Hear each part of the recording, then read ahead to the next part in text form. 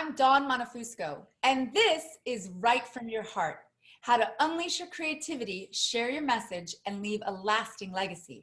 And today we have an amazing guest, Mary Reynolds Thompson. Mary is the founder of Live Your Wild Soul Story and Write the Damn Book. She's an award-winning writer, a facilitator of poetry and journal therapy, and a pioneer in the emerging field of spiritual ecology. She is dedicated to helping people experience a wilder and more creative and connected way of living through awakening to the transformative power of Earth's archetypes. Mary teaches, speaks, and holds workshops around the world and is an instructor for Tree Sisters, a nonprofit with the dual mission of empowering women and reforesting the tropics. Mary also serves as a core faculty for the Therapeutic Writing Institute, the leading training institute for expressive writing therapy. Her books are Embrace Your Inner Wild with photographer Don Mosman and Reclaiming the Wild Soul, How Earth's Landscapes Restore Us to Wholeness, which is a 2015 Nautilus Award winner. She is at work on her new book, A Wild Soul Woman. And Mary can be reached at her website, MaryReynoldsThompson.com, which you'll see on this page, and WriteTheDamnBook.com. Hi, Mary. Hi, Dawn. Good to be with you. Hey, Peter, tell us a little about what you're up to these days in the new project. Well, gosh, what am I not up to, it feels like, would be an easier answer. So I would love to share and celebrate that I am about to graduate my first trainees in my work of a wild soul woman who come from Australia and South Africa and Finland and Italy and England and all across America. The first training program I've ever run kicked my behind. I said, working with wild soul women is a bit like herding cats. It's not easy.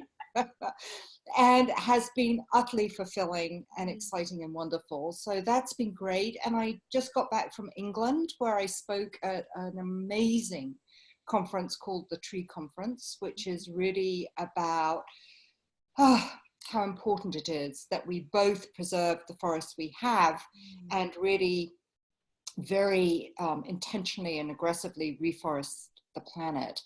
So it was a very interesting conference to be at because it brought together scientists, farmers, teachers, educators, and then me really speaking to more to the inner journey, the rewilding that has to happen internally. So it was truly an exceptional thing and a lot of stirring in me since I returned. I've also been in Vancouver recently, more your neck of the woods, soaking in those incredible temperate rainforests. Oh, I know, it's so amazing. Yeah, just feeling blessed. So, and then working on my new book, A Wild Soul Woman, in between all the other things. Yeah, so much fun. I love when you said it kicked your butt. When we're stretching, it's a great thing and it's a remembering to, take self-care. Oh, absolutely. Self-care and also realizing that, you have to create a container for a process, but you shouldn't control it. So noticing, this great learning of the difference between a really powerful container and sort of stepping into maybe a little bit of patriarchal energy and do this. So it's been for me another really aspect of this sort of spiritual journey I've been on. Oh, I love it. I love it. All right, I'm going to jump in. There's this question I have. You said in an interview, connecting to nature is connecting to your own heart. And I love the work. We'll go more into the wilding and some of the other stuff, but I love that sentence. Can you tell us what you mean by that? What I mean is that we are nature. And we know that really when we think about it, but it's funny because, people almost, unless they get pushed, think we somehow got plonked down on the earth. They don't realize we actually emerged out of the earth and that we are the earth in human form, just like a tree is the earth in tree form or a raven in raven form. Right. And so if we are disconnected from the natural world, we are disconnected to who we are in the depth of our being. So for me, this journey that I've been on for the last 18 years, really, most particularly, though actually longer than that in some ways, has really been about this call and response, this dance between nature and between our own wild souls, and what becomes possible for us when we truly and deeply connect to nature as an aspect of our own selves. I love the way that you said that. It feels so good. Let's blend that. Tell us a little more, just to jump in, about the wilding. Like, tell us about what you do. What is that? You know? What is wilding? Great question. What is wilding? Well, you know, let's face it, wild has got a really bad rap in our culture, right? Mm-hmm. You know, to be wild is to be out of control, is to be, you know, maybe sexually permissive, maybe blah, blah, blah, wild. Wild women particularly have got an extremely bad rap. But wild actually is our authentic nature. Yes. And it's the most real that we are. It's the part of us that hasn't been overly domesticated, enculturated, really, you know, how we get really from very early on sort of put onto a particular path so that we can essentially be good consumers, not even citizens, but good consumers, and make money and add to the GDP. And that's, you know, that's one way of living. But then there's this other way of living, which is to know that we have within us literally stardust. We share DNA with trees. We are wild creatures at heart. And actually the wild, this is the interesting thing, is the least out of control. The wild knows how to live within its limitations. The wild knows how to collaborate and cooperate so that everything within an ecosystem can rise and thrive. So actually, you know, Thoreau says in wildness is the preservation of the world, in wildness. And I think what he meant was, or at least as I interpret it, is that our wildness actually is this tremendous guide to living in the most alive way that can touch everything around us and also make it alive. Wow, I love that. It's kind of spooky that you should even say that. One time, the story goes, my mom and dad were watching a movie, and there were horses, and somehow one of the horses, they broke the horse, right? So they domesticated the wild horse, and another horse ran wild. And I guess my mom somehow used the metaphor, either my mom or my dad said, "That's my daughter, the wild one." Wow, I love it. We gotta let her run. And my mom got furious. Right. She said no, because they were watching the same thing, and her interpretation was, no, I'm little. I'm like, I think I was 2. You know, our daughter is going to be the one that she thought breaking and domesticating was like a pro. And so I guess they turned that off and had to have a real discussion on like, what are we doing here, you know? And I was a little bit of each, right? My mom my mom encouraged me to get good grades, but my dad encouraged me to like go dancing, write poetry, get on stage. And so I never really realized how many people were so suppressed as kids, because they didn't have the one parent that was letting them go nuts, you know. They had the 2 parents that sort of, what do you think it is when we get older, why we sort of, you know, or rather, not why we do it because society and culture and, you know, our environment tells us. How can we get back into the wild if we've lost it? Yeah, and I think I love that story about your parents too. And I think we're all walking what I call the wild edge. So I think it's, you know, it's not that we're all purely wild, but we don't want to be overly domesticated either. And you just gave beautiful expression to that ability to contain both. It is good to get good grades. You know, it is good to have some life skills. It is good. You know, I see many a wild soul woman who's so turned her back on everything that she's, and Wild Soul Man, that they've gone too much the other way. So it is always walking that wild edge. And how we get back to it, I think, is there again balance, is, you know, is finding and making times in our lives to connect deeply to nature. And we can do that in so many ways. And it's really about paying attention. So even if we live in a city, there's sky, you know, there are pigeons, there are birds, you know. New York is one of the great bird watching cities, you know, sort of areas of the country. So we can find wildness everywhere around us if we pay attention and look for it. But it's not just experiencing it. It's then becoming reflective, having that moment, not just to have, because sometimes we have this ecstatic day at the beach, or, you know, we go on this gorgeous walk and we go, ooh, lovely, lovely, and we feel so good. But we don't go back and say, you know, what is that? You know, what happened there? What did I learn? What was speaking to me? What really caught my attention? And get curious.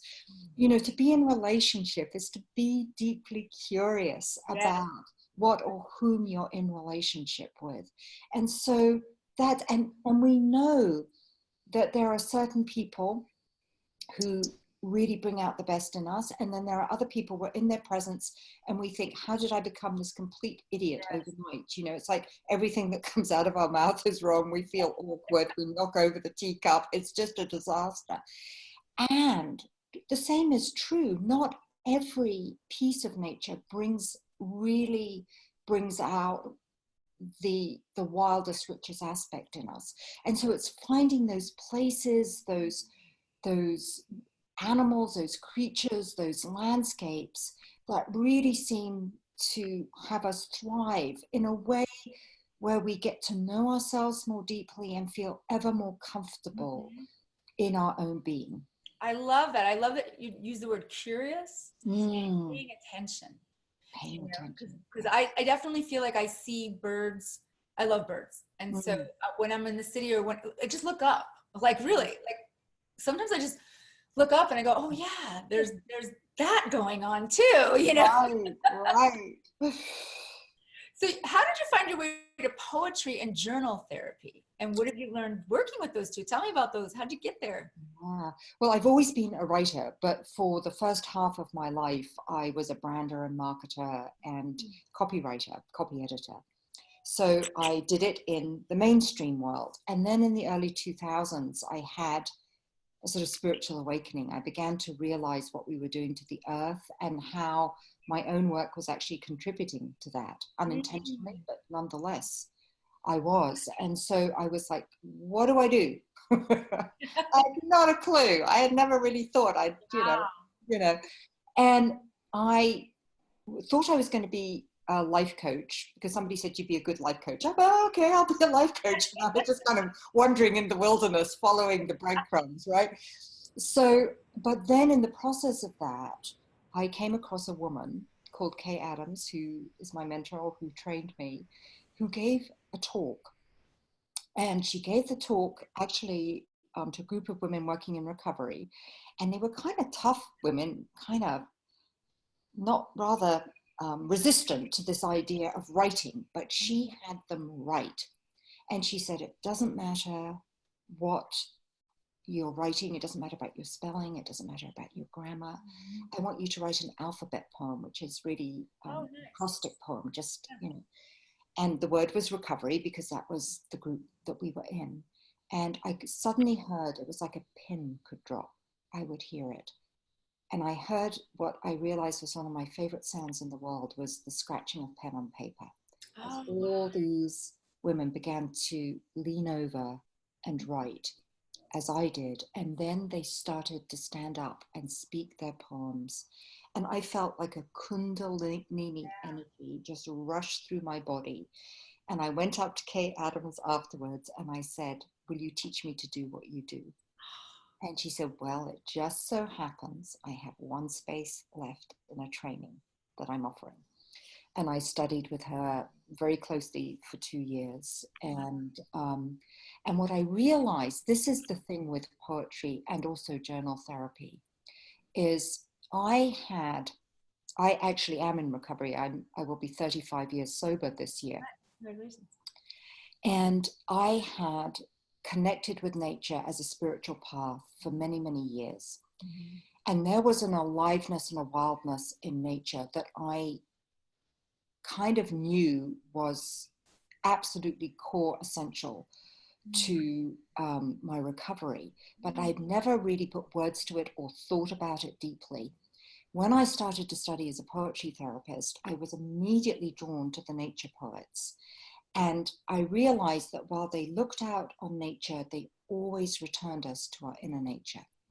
So that Mary Oliver, is looking at a grasshopper with wild and complicated eyes, and the next minute she's asking, what are you going to do with your one wild and precious life? And so what it allowed me to do, this poetry therapy and also journaling, was bring to consciousness what I had been doing unconsciously for years, if that makes sense. Yeah. And then now in working with others, allowing them to do the same. So this really, I began to realize that the earth had mentored me, nature had mentored me, but I needed this additional creative process to really begin to consciously integrate and be aware of how I was being shaped and changed through my connection to nature.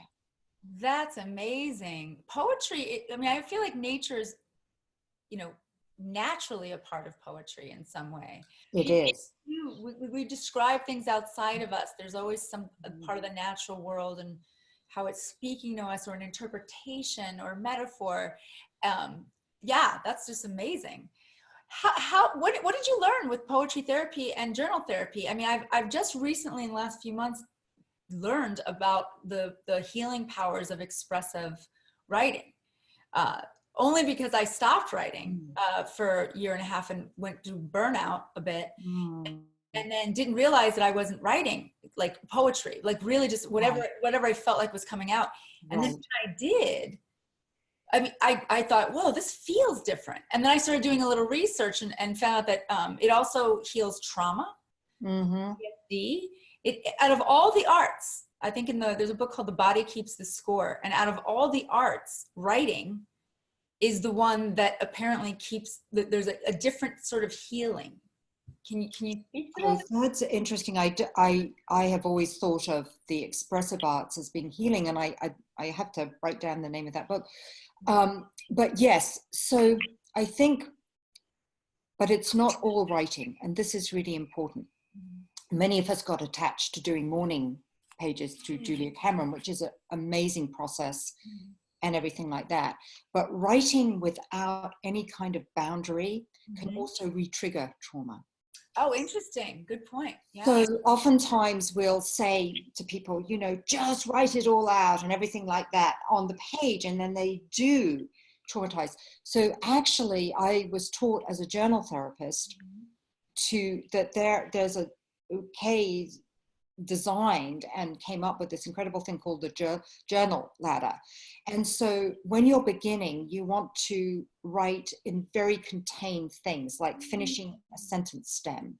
When I recall this, I feel. That's a simple thing. Or a 3-minute write, literally set the thing for 3 minutes. And then as you move up the ladder, the writing assignments become less structured and sort of longer and more free form and everything. But so there is really a tremendous opportunity here for people to learn not to always write the same way. There are moments when you really need to craft a journal prompt to meet the situation you're in. The other thing that I think is really important about journal writing that many people don't do is to write a feedback write. This is a coined term by a colleague of mine, Kate Thompson, or a reflection write. So oftentimes we write but then we don't reflect upon what we've written. So it's just on the page. So just after you've written, to make a practice of reading this, I feel, reading this, I was surprised by, this is what I noticed. Wow. And then always just 2 or 3 lines that will really begin. And that's how you can really begin to chart this deeper knowing within you. I do want to say a word about poetry here, because poetry, I have to say, is my very first love. Poetry lets you give voice to the unsayable.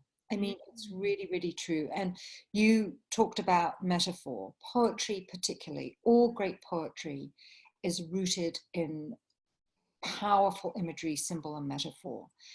And when we can talk about our lives, not literally, but symbolically, metaphorically, this gives us tremendous permission to write about something in a parallel way.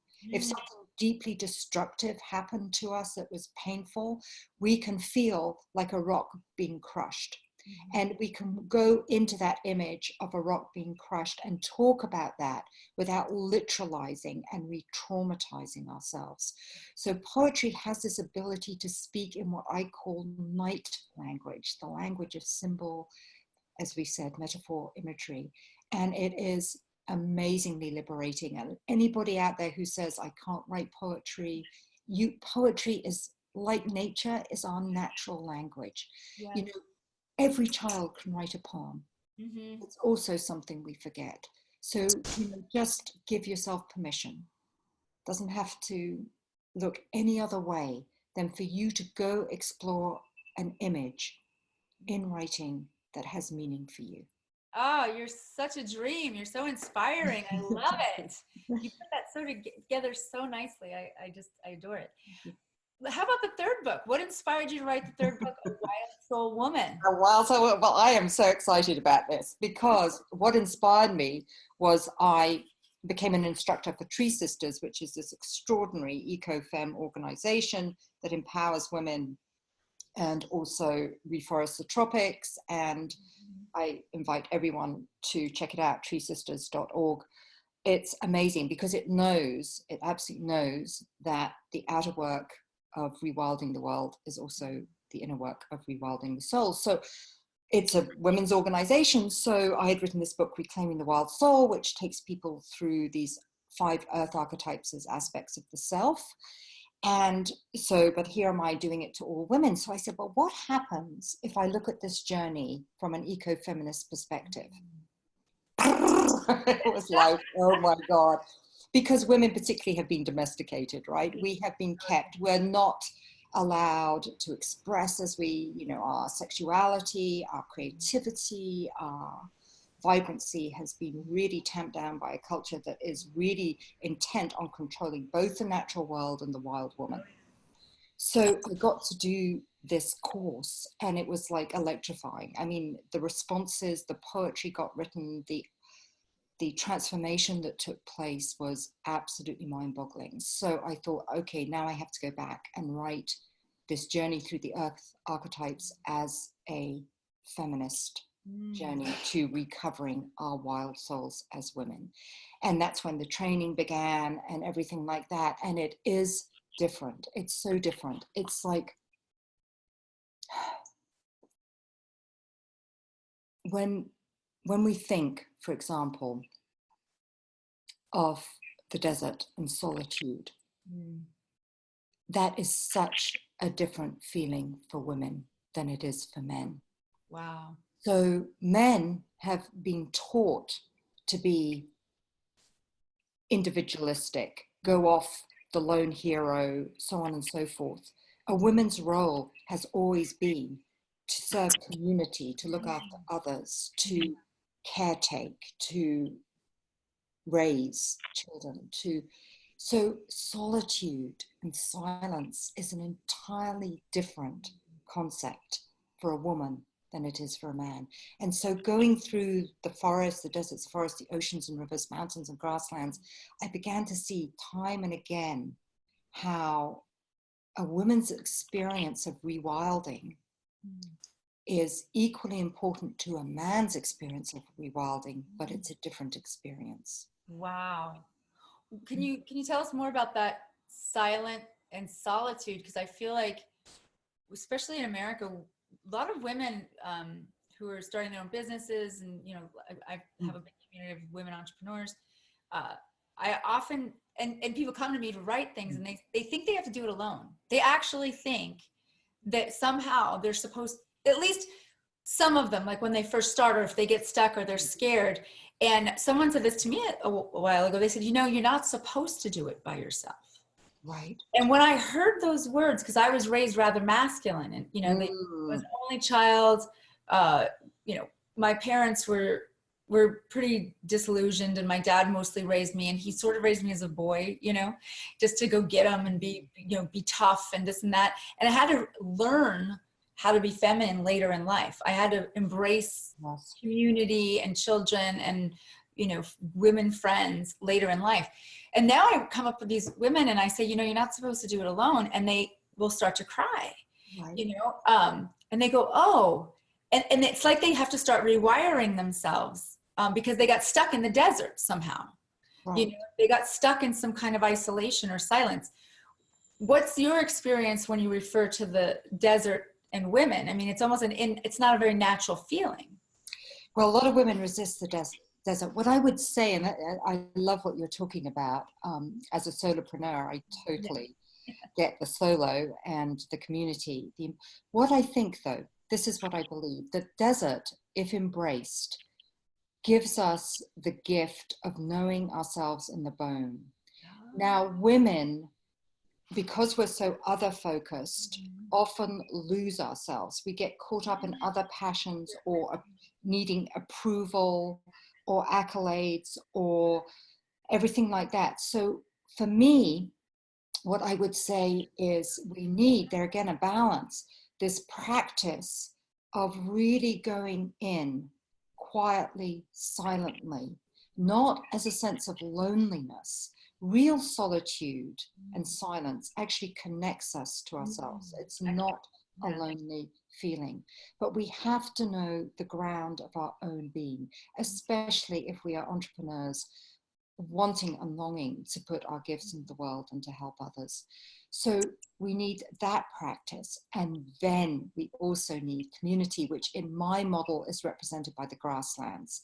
This is where we come together in community to share our gifts, this deep tapestry of roots interwoven, part of community, place, all of that. But as women, it has to, in my mind, begin with cultivating a practice that has you know yourself, because you know what it's like. We get buffeted. People, I mean, especially in the social media world, you are literally slammed, backed, buffeted. Everybody has an opinion, blah, blah, blah, blah, blah. Know yourself. Yes, I love it.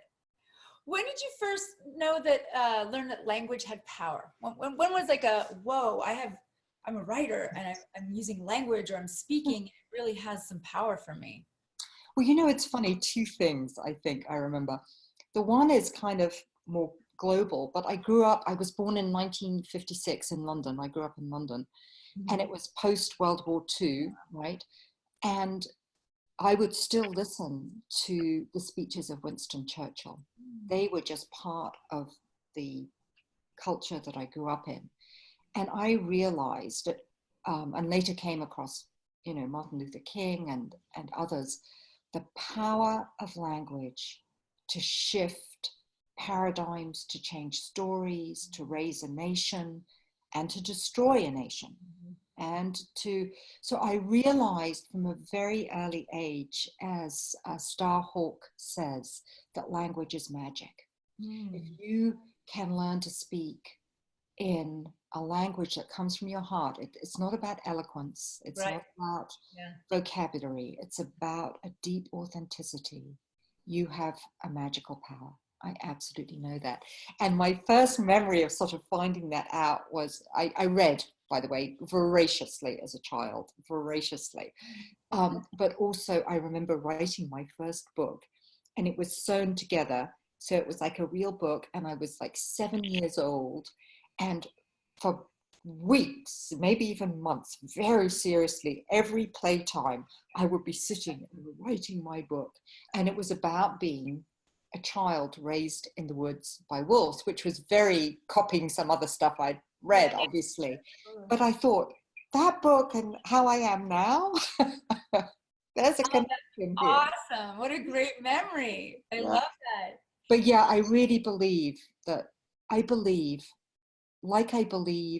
that connecting to nature as an aspect of the self can change who we are and show up and live. I believe that language also has a transforming power. So it matters. It really deeply, deeply matters. How we write, how we talk to each other. It matters. For the woman out there and the man out there that's starting later, I get people who, they've written a lot. They stop, they put it down. They thought, oh, it's too late. Oh, I missed my boat. I guess I'm not a writer. And then they come back and, you know, they're really feeling haunted. I feel like when people know that they've always wanted to write, it could be anything, but we'll just say for writing, that they are not very fulfilled until they get something on the page. What kind of inspiration maybe would you have for someone starting in their 40s or 50s again to write again and to get it out, and they're just a little bit nervous? Like, do you have any tips for that? Yeah, you know, such a great question. So many people come to me in that state. So yes, I get it. And I feel it for myself. It's incredibly vulnerable. To write is incredibly vulnerable.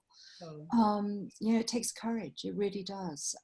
So several different things. One is, I love the phrase, you have a book inside of you. It's like, it kind of tells you that this is something that is part of you and needs to be birthed. So to honor it, that if you're called to write, it is a calling. Right? Yes. The thing about it is, you might not know how that calling plays out, but you will never find out how it plays out unless you begin to engage. So in other words, I know people who've come to me to write books and they end up doing a video series that is mind-boggling, or just developing a practice of poetry that they don't share with anybody, but that completely grows them as human beings and adds so much pleasure and joy to their life. So what I would say is, don't think that whatever you're writing has to be, we live in such a sensationalist world that everything we do has to be exposed to the masses. And I actually say to people I work with, do not share this. Do not share what you're writing, other than with maybe one or two people with whom you feel totally safe. Because it's like this burgeoning creativity at whatever age it comes is like a tender shoot. And the last thing you want is somebody saying, you know, you're wasting your time, or what are you doing? I know. You know, take a grammar class, you know, you don't need that. So it's really to treat, in my forest metaphor, it's to nurture the seed. However you think, whether it's a journal practice, writing poetry, just beginning to take pen to page, to put your memoir down, whatever it be, beginning to write, but don't overexpose it too soon. Let it grow robust, become a strong enough container to hold your words. That's awesome advice. I think that with the sensationalism of social media, it actually gets people into they get like, what is it? The paralysis of analysis. Like they get so afraid of like looking at it from every angle of possibility. What if this happens? What if that happens? I'm like, you didn't even write it yet. You just wrote it. Like, keep going. You're a dream, Mary. Thank you so much. We ran out of time, but tell me about your free gift, because you have an awesome gift for everybody. Yes, well, it's called Rewild Your Writing Practice, and it's really just full of writing prompts that I hope you'll take up and do, that will connect you more deeply to nature and to your creativity, and really hope you enjoy it. Oh, I can't wait. I'm going to jump in and enjoy it too. It's be fun. You are a blessing. Thank you so much for being on Earth. Thank you for helping us all. And I hope to see you again sometime. I hope so too, Dawn. Bye. Bye.